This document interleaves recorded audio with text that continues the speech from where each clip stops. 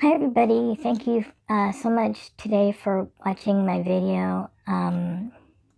This video is about bipolar disorder and how it affects my life.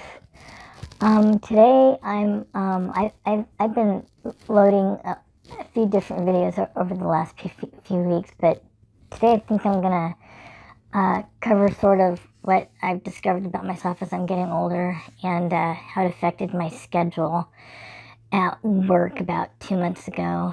And I think some of it may have been COVID stress uh, because I think I was taking on the stress from my family who were stressed out from COVID. Um, I go to work every day. My daughter has been schooling at home because COVID has shut school down. Um, so it was about maybe a week or two in December. That I ended up going sick. I basically had a meltdown, and I just, my head was telling me I can't go into work, and it wasn't a matter of coping with work. I love my job, I enjoy what I do, but I work a really crazy schedule, at least right now. I got to pick a new schedule, and that new schedule I'm thinking is going to be a little easier on me. But so I had a breakdown. And basically, I guess an emotional breakdown, just like a coping breakdown. And so I just came to the conclusion that since my job isn't stressing me and I don't hate it, it must have been that I just needed rest because I'm getting up at like 3 o'clock in the morning and going to bed at 7 o'clock at night. And with this disorder, I require well more than 8 hours of sleep.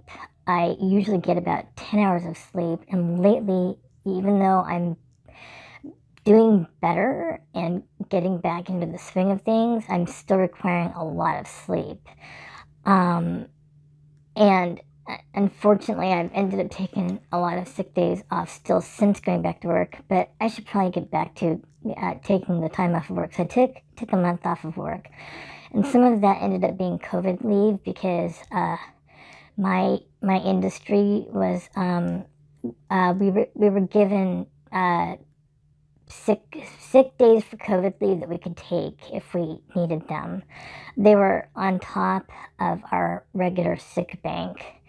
So, and we were free to use them, even if we weren't actually sick with COVID because of the potential exposure to COVID.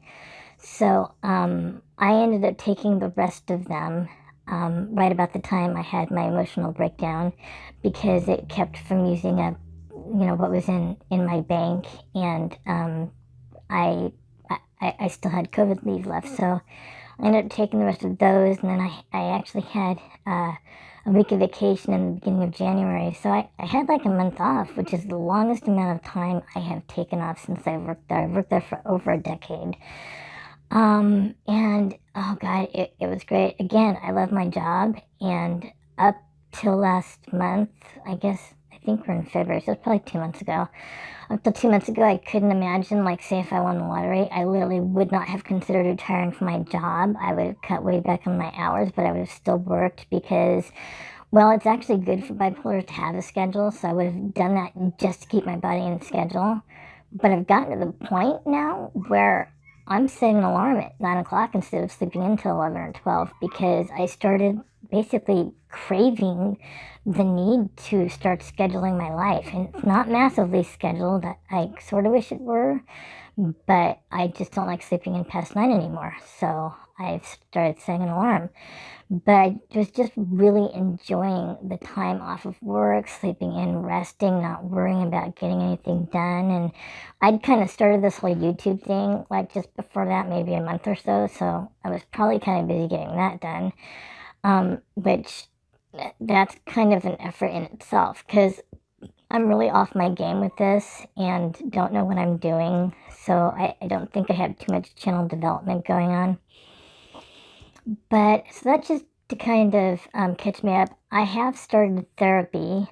Um, I actually signed up for therapy before my psychiatrist, who I contacted during my emotional breakdown, because I didn't know if I should change meds. I didn't know what he was going to suggest for treatment because I thought I may need to change my treatment. And he had suggested therapy, and I had already scheduled it.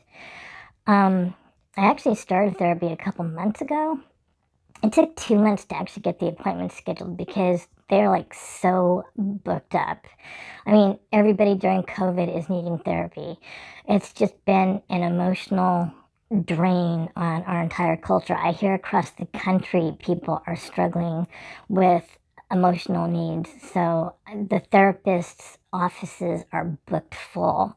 But anyway, so I started seeing a therapist, and I actually have improved so much. I'm not needing passion flower anymore, like every day. I was exploding like every day, but I'm not anymore. So when I don't feel irritable, I don't think to take it. So it's not until I'm blowing up that I'm like, oh, I probably should have a passion flower.